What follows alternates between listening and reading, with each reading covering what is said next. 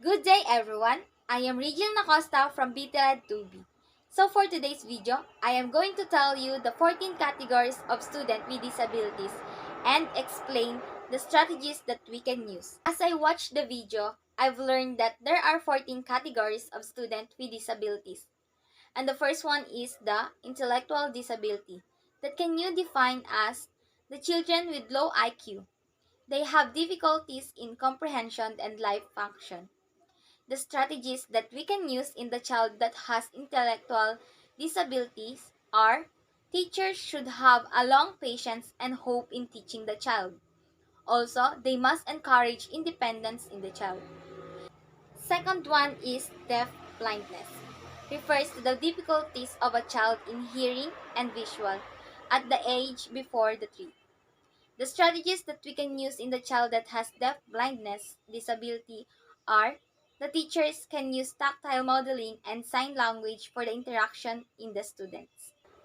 Then, the specific learning disability. The students have difficulties with specific academic skill sets like math, reading, and writing, etc. The strategies that teachers can use in this disability are: teachers must study first the strengths and weaknesses of a children, then provision of additional time to complete tasks, and provision of audio recorded lectures. Fourth one is deafness, defined as the student have a hearing loss in pitch and loudness. The strategy that we can use in this kind of disability are: teachers must provide a class note taker, and we can also use sign language, or we can use the technologies. Then the fifth one is the developmental delay. Refers to a children aged 3 through 9 with a developmental delay in physical, cognitive, social, emotional, or adaptive development. Teachers can use the strategies that has activities that involve cutting, pasting, drawing, and writing. Model and use activities with drawing and writing tools.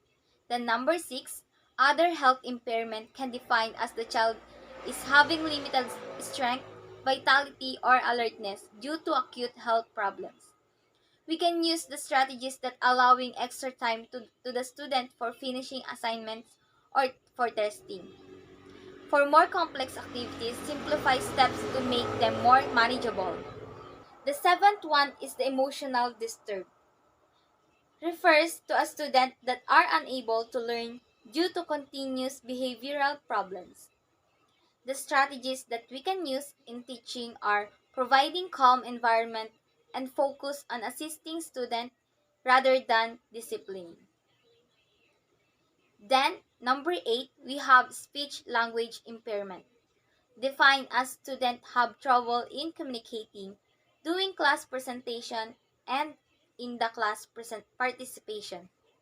Then the strategies that we can use in this kind of disability are reinforced communication attempts like their gestures, partial verbalization.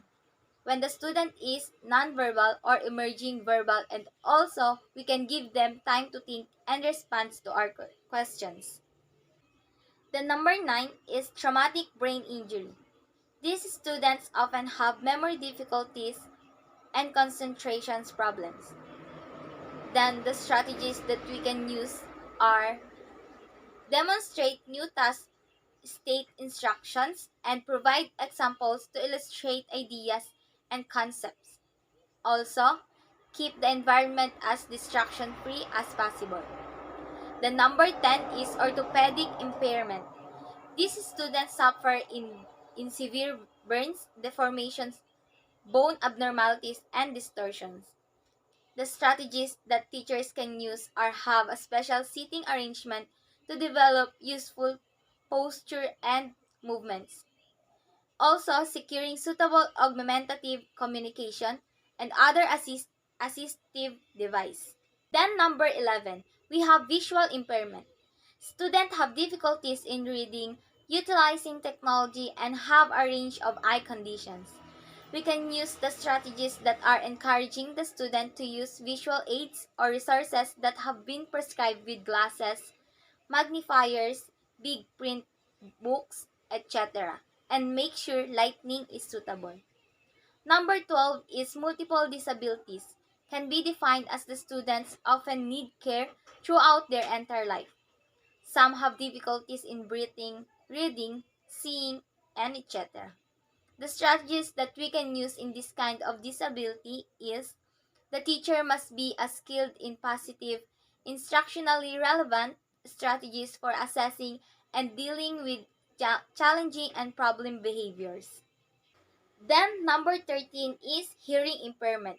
Refers to a student have the trouble with the vocabulary, grammar, listening to lectures, and participating in class. The strategies that we can use in this disability is like the other strategies that we use in other disabilities.